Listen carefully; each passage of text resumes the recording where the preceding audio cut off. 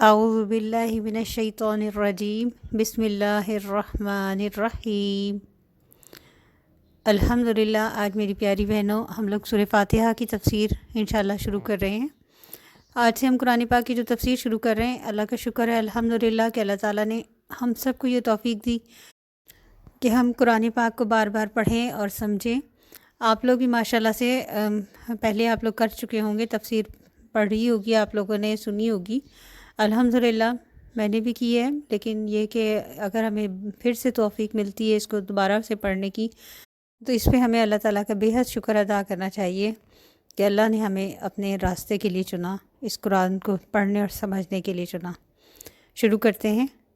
اعوذ باللہ من الشیطان الرجیم بسم اللہ الرحمن الرحیم۔ پناہ مانگتی ہوں میں اللہ کی شیطان مردود کے شر سے۔ یہ جو تعوذ ہے، یہ سورہ نحل میں اللہ تعالیٰ نے خود اس کا حکم دیا ہے کہ ہم جو ہے جب قرآن پاک کو پڑھیں تو پہلے ہم اللہ کی پناہ طلب کریں۔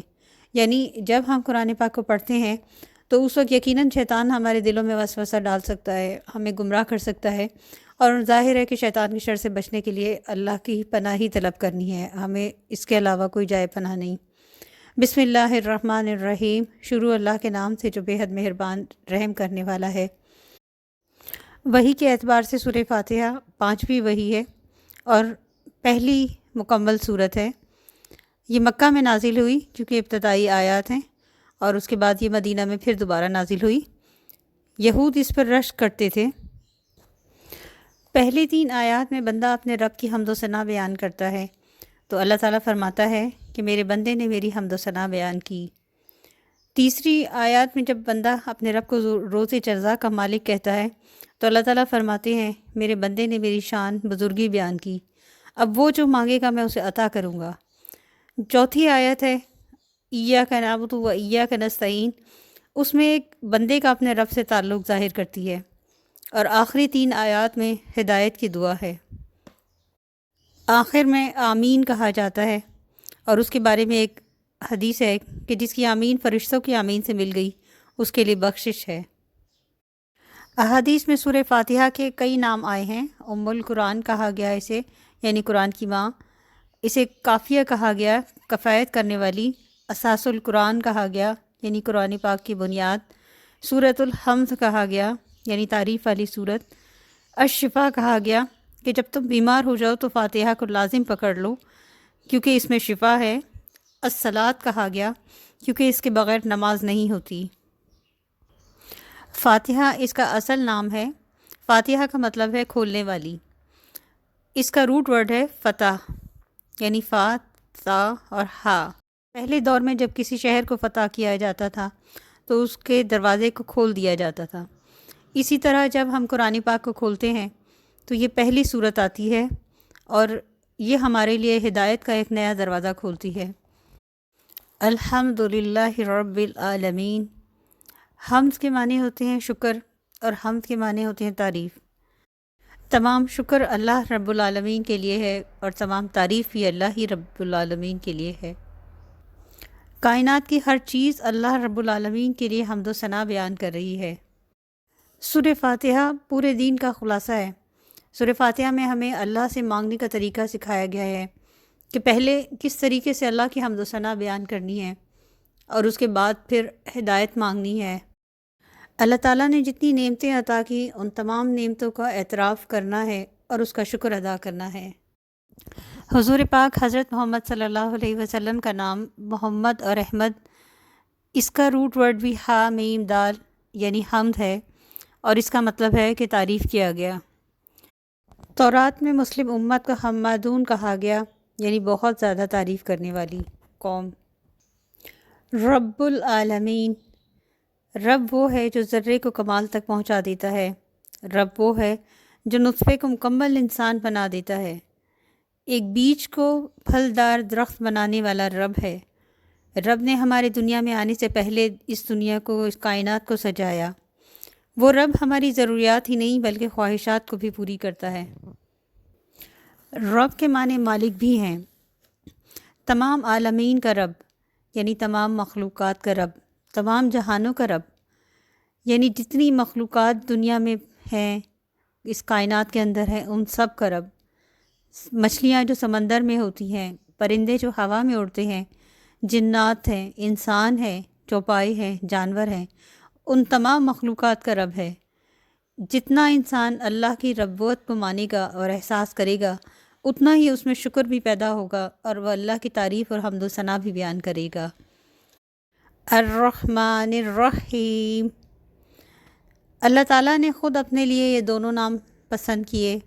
دیکھیے بسم اللہ الرحمن الرحیم، اس میں بھی اللہ تعالیٰ نے الرحمن الرحیم اپنے لیے پسند کیا، اور سورہ فاتحہ جو بار بار پڑھی جانے والی صورت ہے اور قرآن پاک کی پہلی صورت ہے، اس میں بھی اللہ تعالیٰ نے اپنے یہی دو صفاتی نام الرحمن الرحیم کو ہی اپنے لیے پسند کیا۔ یہاں پہ ورنہ اللہ تعالیٰ قہار اور جبار بھی لگا سکتا تھا، لیکن یہ اللہ تعالیٰ کی انسانوں پہ رحمت ہے کہ اس نے ہمیں سب سے پہلے بتایا کہ وہ رحمان ہے اور رحیم ہے، یعنی بہت مہربان، نہایت رحم کرنے والا ہے۔ ان دونوں الفاظ کا روٹ ورڈ رحمیم یعنی رحم ہے۔ رحم ماں کے پیٹ میں جو یوٹرس ہوتا ہے اسے کہتے ہیں، اور ایک ماں کا بچے سے تعلق کو واضح کرتا ہے۔ کس طرح ماں اپنے بچے کو سے محبت کرتی ہے، اس کی دیکھ بھال کرتی ہے۔ ایک بچے کو ماں سے دودھ مانگنا نہیں پڑتا، وہ خود دیتی ہے۔ اسی طرح اللہ تعالیٰ بن مانگے رزق دیتا ہے۔ ماں بچے کی تربیت کرتی ہے، ماں بچے کو تکلیف سے بھی بچاتی ہے، یعنی اس کی بھلائی کے لیے اس کے لیے اوپر سختی بھی کرتی ہے۔ بچہ اگر چینی مانگتا ہے تو ماں کو خبر ہے کہ اس سے اس کے دانت خراب ہو جائیں گے، تو وہ اس کو چینی نہیں دیتی۔ بچے کو ویکسین لگواتی ہے کہ اسے پتہ ہے کہ اس کو انجیکشن کی تکلیف اور تھوڑے سے بخار سے وہ بڑی بڑی بیماریوں سے بچ جائے گا۔